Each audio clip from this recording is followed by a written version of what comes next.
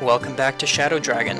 Before we march into the land of the Dragonkin, we need to talk about our newest recruit, Marth's sister, Elise. Alice, no. Get out of here, 90s Fire Emblem anime, you aren't canon. You didn't even get the main character's name right. Hey Mars, wake up! Look, Elise! The snow is falling!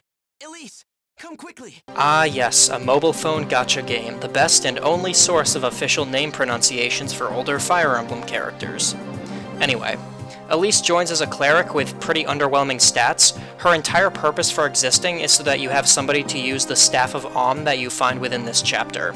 She does have the benefit of joining with an A rank in staves, so if you want to add another healer to your team or want more flexibility for warp shenanigans, she can help out with that.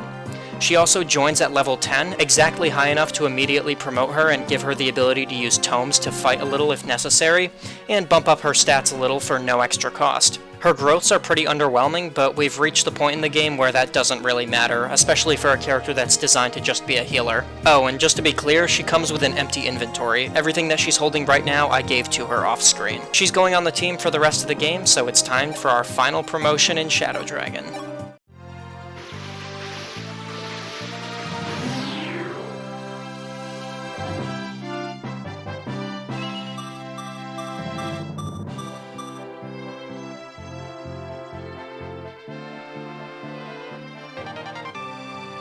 Oh, and I'm using the talisman on Marth because I don't really know why, I just don't like that he has 0 res.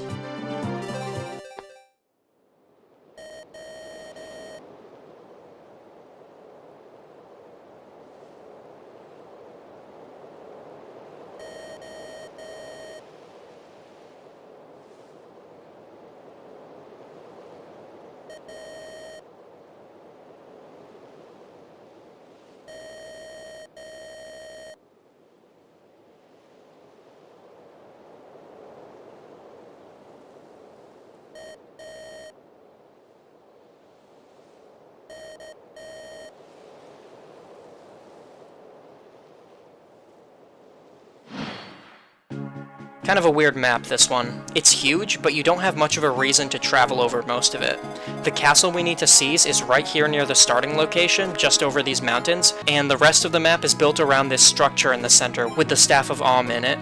It lets you revive a dead character, so that's pretty nifty, I would say. There's also a lot of Manicheets on this map, and they're all pretty buff. So you can walk to the castle pretty quickly by going through this one tile path where there are mountains instead of peaks, but you have to be really careful because there are 2 snipers and several Manicheets on the other side that can ruin your whole day if you leave someone within range of too many at once. There's a spot where only one of the snipers can strike, so I gave Iot's shield to Est to protect her from arrows, and had her lure that one away while I stacked most of the rest of the army up to prepare them to cross through the mountains slowly but surely. If you don't want to go through the mountains, you have to walk your army to the east and go around them, which is a fine strategy, honestly. The only aspect of this map that you need to worry about in terms of time is the thief who's going to go after the chest in the center, but you can send a single flying unit to chase him south and kill him while staying out of range of the Manicheets. I sent a small squad of the boys to go east and kill some enemies and get some free experience, because it's not like anything could possibly go wrong with these 3 studs on the job.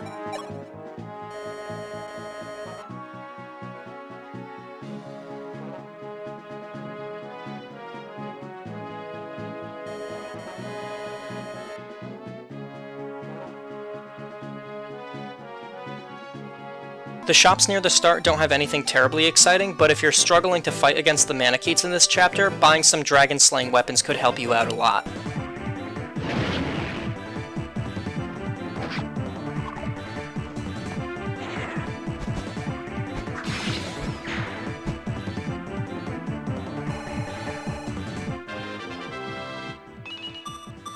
And then I ended my turn without making sure that I'd moved all my units, and Ogma got killed. In hindsight, I was just about to get the revival staff, so I didn't need to restart here, but I forgot that and restarted anyway. I was drinking while I was playing this chapter. That's not an excuse, it's just an explanation. Same approach this time, bait one sniper with Est with Iot's shield, pile up the squad behind her, copy Sita with Zane and send both of them south, send Hardin and the 2 heroes to the east, but actually pay attention to them this time. I also remembered that I have a bunch of longbows I've never used, and although they're pretty garbage weapons most of the time, they do come in handy situationally.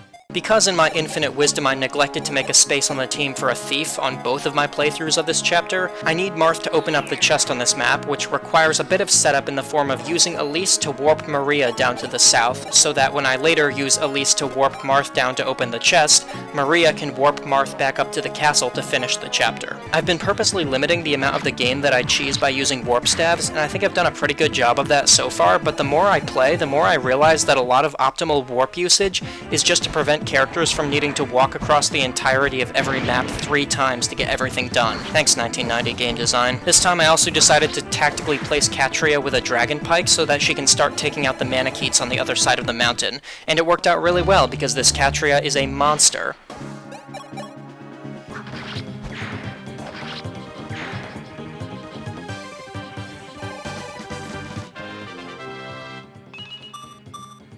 You know who else is a monster? Harden with Gradivis.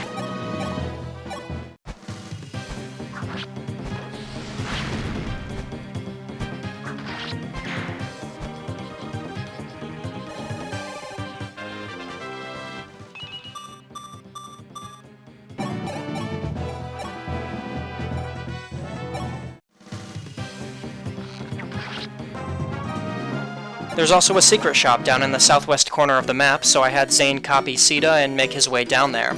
It sells 3 copies of stat boosters for defense, resistance, HP, and weapon rank. I bought all of them except for the weapon rank boosters. As I approached the temple here, I realized that fighting 2 Manicheets and a Killer Axe hero with just Sita and Maria might be kind of difficult. I could have waited for Harden or somebody to arrive, or spent another warp usage sending Tiki down to melt the dragons, but I instead sent Marth of all characters as the backup because I'm a lunatic. I figured he's got Falchion, I've got a Seraph robe in the convoy to make him bulkier, what could go wrong? As it turns out, if Marth had dealt exactly 1 more point of damage to this Manicheet, he would have killed it and left himself exposed to the hero, which I don't think would have killed Marth without a crit, but it was still more reckless than I probably should have been.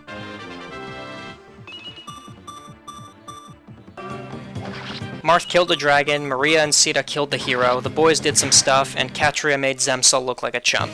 Oh yeah, Zemsel's the boss, he's a Manicheet, he's got a Mage Stone, he's got no ranged attacks, he's immune to magic, he is certainly not immune to Catria. Reinforcements appear on this map in the form of 3 Manicheets, a Pegasus Knight, a Bishop, and a hero from the various forts dotting the map, starting on turn 8 with another identical wave every 3 turns until turn 50. Killing Zemsel stops them.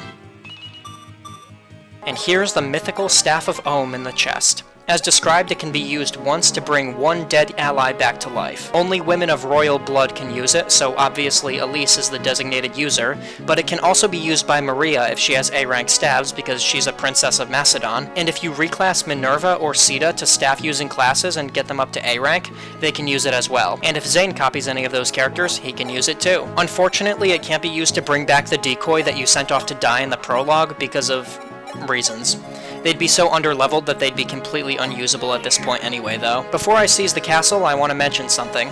If you seize this castle with either Tiki alive and recruited, or with Falchion in your possession, you'll continue on to the final chapter in the endgame. If you don't have Falchion, and you either killed Tiki and never recruited her, or recruited her but she died before you complete this chapter, you'll get sent to a Gaiden chapter. The only Gaiden chapter in the game that isn't reliant on all your characters being dead. The next video that comes out will be about this final Gaiden chapter, and then we'll finally get to see the endgame.